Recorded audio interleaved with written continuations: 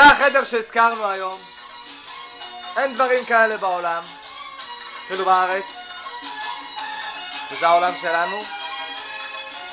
הג'קוזי שאתם רואים זה המרפסת מול הים. לא יודע אם אתם רואים כל כך את הים, צנבור קטן, אבל זה חלומי. הנה אהרון שוכב לו בספה אחרי שעשה לעצמו ג'קוזי עם חיוך שאני תמיד אומר לו גלובוס, אבל בסדר, זה עוד חדר שינה, נכון, וזה השני, ושם הג'קוזי. אהרון, תדליק את הטלוויזיה, לא משנה, אנחנו משלמים על החשמל, אבל לא נורא. חשמל פה זול. וזה המטבחון. כאילו, מקרר, אנחנו מצוידים בהכל. באמצע הלילה. מיקרוגל. בשר חלב, שתי כיורים, גז, ארונות. מכונת כביסה, לא יודעים להפעיל אותה, מעדיפים לקחת את הכביסה למומחים. שירותים.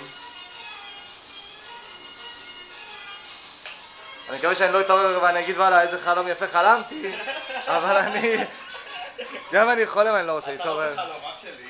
גם אם אני חולם אני לא רוצה להתעורר. טוב, זה המרפסת היותר גדולה שלנו. זה הנוף שיש לנו מהמרפסת. נוף, נוף, נוף. לא יודע איך זה מסתדר, אבל המקלחת עם יחידת מסאז' לא יודע אם זה ירח, זה משהו דוש ענק. אבל בסדר, סבבה. מקווה שלא לנו קר שנצא במקלחת. צריך לעבור במרפסת. איזה נוף! יש דברים כאלה, שכחתי להגיד, אנחנו בקומה שביעית כולה. ויש פה 30 קומות. לא רוצה אני חוזר למרפסת הראשונה, עברתי דרך אהרון. אהרון, אני צריך כמובן שאני עובר לראות אותך? כאילו, תתחבא בחדר שינה. וזהו, זה מה שאתם רואים. וזה הגובה.